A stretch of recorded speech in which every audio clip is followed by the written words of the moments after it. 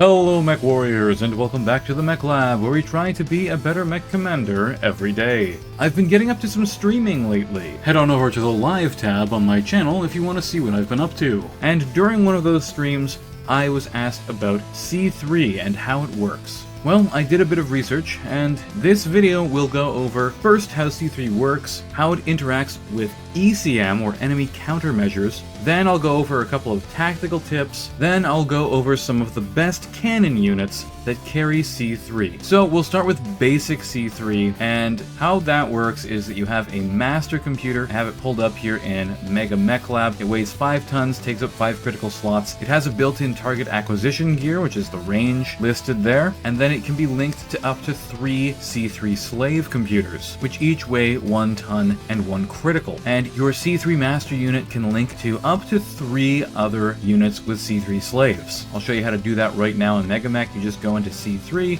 and you hit connect to whichever one you want. You can see 3 free spots. Then if we try and connect another unit to it, you can see there's only 2 free spots on that C3 master computer. And you can see that both of these units have had their battle value increased. If we add in the Owens, you'll see that all 3 of the units have now had their battle value increased. The calculation for battle value looks like this: number of units in the C3 network multiplied by their battle value multiplied by 0.05.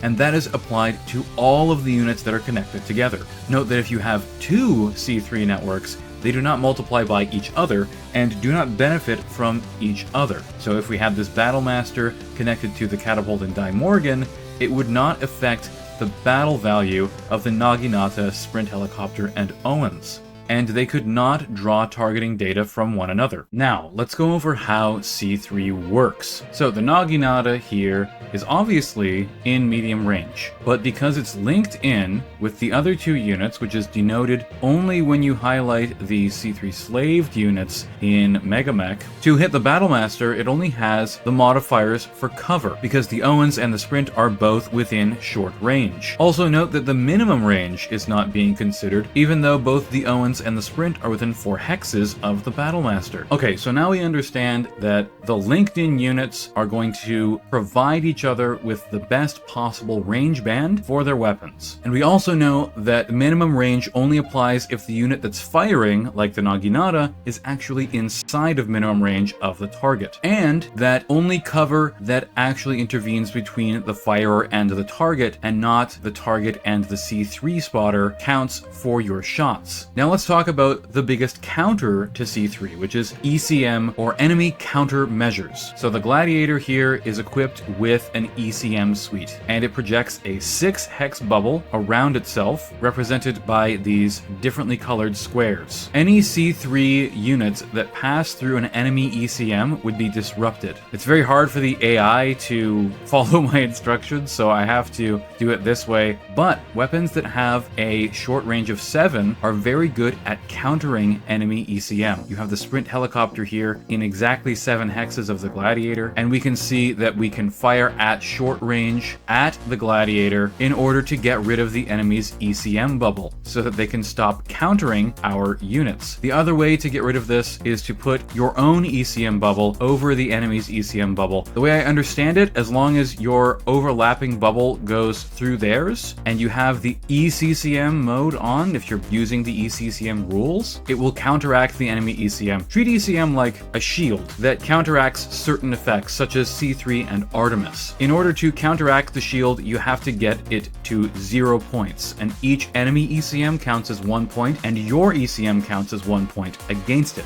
So if you have 2 ECM and the enemy has 2 ECM, they cancel each other out, and you don't have to worry about the enemy ECM anymore. Also, if you put your ECM on top of an enemy ECM bubble, it will just completely stop the bubble from being projected. Meaning that if you want to use C3, I would recommend having a unit like the Gladiator, which is reasonably mobile with 466 movement, and also carries an ECM. It does also carry a slave, meaning that it's a decent unit to add to a C3 list. It can get close, counteract the enemy's ECM, and use its close range weapons to good effect while doing so. So what units should we be using in a C3 lance? I would recommend having one big heavy unit that's fairly expensive with lots of long-range weapons sitting in the back and using one or two cheap C3 spotters like a Sprint helicopter or an Owens in order to get those great range modifiers for your weapons. You can link multiple big units all together, but what ends up happening is it's a 0.05 times number of units BV modifier on everything in the network. So it ends up costing you a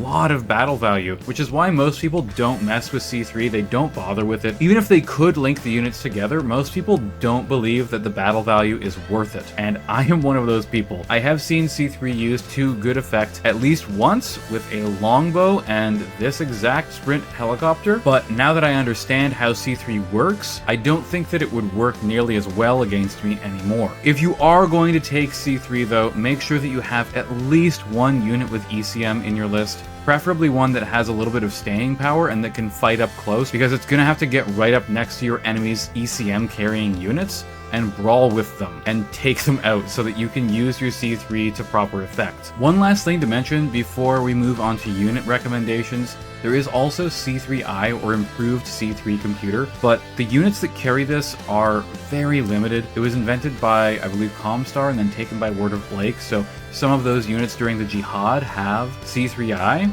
but later on this just becomes extinct technology, and it essentially works exactly the same as C3, except you don't need a master computer. They can all just be linked together with one another, and instead of being a master and 3 slaves, it can link together up to 6 C3i computers, which is going to be exorbitantly expensive, and I definitely would not recommend. There's also the C3 Emergency Master later on, which can be used to link together your network if your C3 Master goes down, but this is also exceedingly rare, and the boosted C3 Slave and Master systems are a lot heavier, but serve the exact same function. They just aren't as easily countered by ECM. So in later eras, you can get some pretty crazy electronic warfare stuff going on with Angel ECM and C3 slaves and boosted C3 slaves and all kinds of stuff. We're not going to get into these sort of more niche things because this is just a video on how to understand it. So for basic C3 slave and master, these are some of the better units that I've found. Just like with my variable speed pulse laser video, it's not in any particular order. These are just some of the ones that I found in MegaMech searching through. I'll go through a few of them that I think are real standouts, and then we'll wrap up. First up, let's talk about the 2 scout helicopters. The Sprint is the best in cheap C3 spotting, 82 battle value, 1320 movement. It's very fast. It can pretty much teleport anywhere on the map that you need it to. Its armor leaves a lot to be desired, so it's going to get one shot by pretty much anything, but it'll hold up to a couple of shots of flak enemy fire, and it does what you need it to for really cheap. The Crow scout helicopter, on the other hand, has reasonable armor. It can take like a medium laser to the side without dying immediately. It has a couple of weapons to fire, which is kind of nice to have, and it has an ECM suite, so it can act as its own ECM disruptor as well as a C3 spotter, but it costs 200 more battle value. Once you start multiplying that, it becomes really expensive really fast. So out of these two, I'd probably go with the Sprint most of the time, unless you think that the enemy is going to bring a lot of ECM. 3 master units that I really like here. They're all pretty much available from the 3050s, which is pretty much when C3 comes into use. The Gerteltier is an absolute armored brick. This thing is going to be almost impossible to kill. It will take a very serious effort from your enemy. It's equipped with ECM. It has a targeting computer for its main weapons, the ERPPC and LB10X,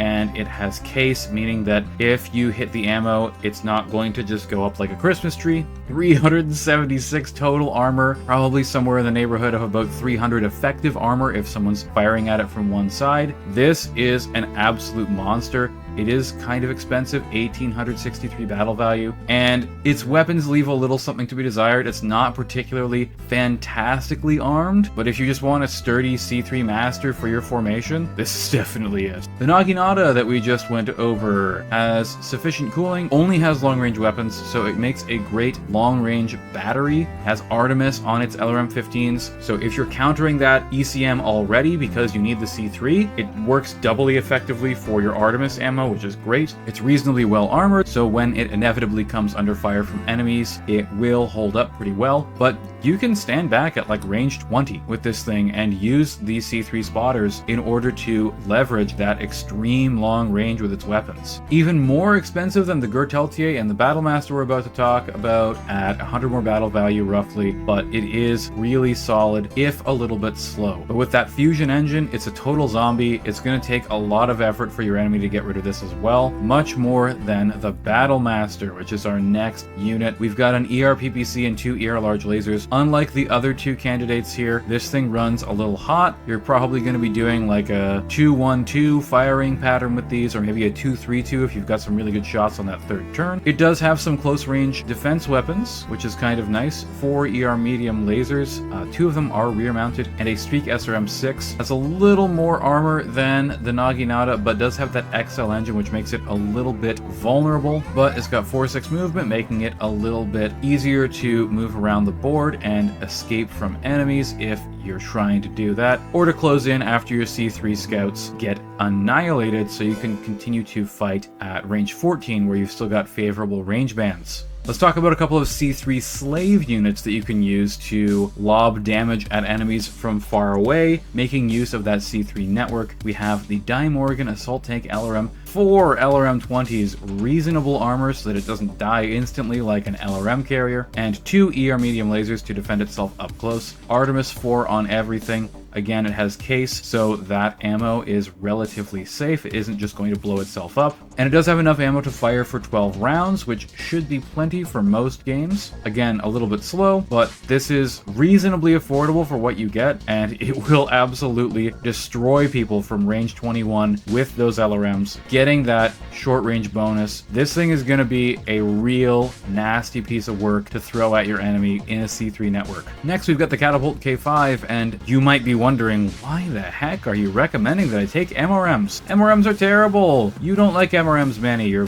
bad weapons video said that you don't like MRMs. MRMs are pretty good if you are using them specifically with C3, because MRMs have a very long range. If we look at the range brackets on the MRM, it is 3-8-15, meaning that it can still fire as if it was in short or medium range at that range 15. Some weapons, like the PPC, are going to be maybe a little bit more effective because they have out to range 18 that they can still fire at. I think I forgot to mention this so far, but C3 cannot fire if you are beyond your maximum range distance. MRMs, for their weight, for the battle value that you pay for them, they are actually really decent in a C3 network because of that long range of 15. Now again, XL engine makes it a little bit fragile, but it does have 20 plus armor on every section, and 2 MRM-30s. These are going to be devastatingly powerful if you hit with them, and you can hit with them pretty effectively at that range 15. Plenty of ammo. Case in the torso's not really that useful since you're going to die to an XL engine anyways, but if it's in a campaign, it'll make it a little bit more manageable. 4-6-4 movement allows this thing to get into good firing positions a lot better than some of the other units that we've discussed so far. Now, let's talk about some ECM disruptors. We have the Phoenix Hawk 8CS, Gladiator 5R, and the Enforcer 3 6 Nays. These are pretty cool units.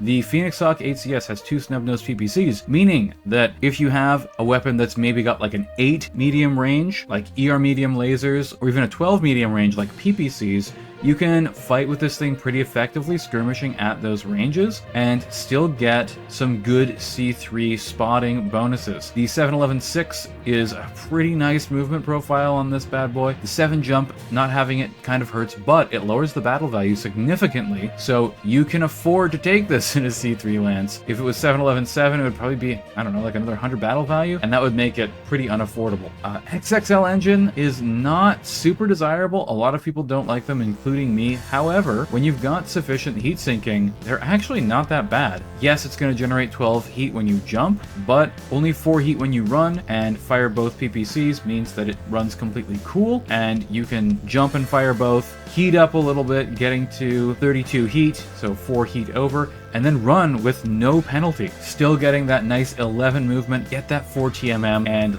lay into somebody with those snub-nosed PPCs at your preferred range. Comes with the ECM suite, comes with the C3 slave. Pretty nice little unit here. The Gladiator 5R also quite good in my opinion. We've got 466 movement again. We've got a light engine, so it's not going to die to losing a side torso. Lots of armor, 185 armor, 20 on everywhere except the arms, which are 18. We've got a snub, we've got an MML5, we got 2 ER medium lasers. This is a better unit, in my opinion, to use as a C3 spotter if you want it to get in there and brawl. It's a bit tougher. It still has 6 jumps, so it can generate 3 TMM really consistently. Has more armor than the Phoenix Hawk, and around similar-ish firepower. Its overall damage is higher, and it's a little more flexible, having the LRM-5, although these weapons probably aren't quite as devastating as 2 snub noses at range 9. But again, your C3 spotter doesn't want to be at range 9. Most weapons don't have a short range of 9.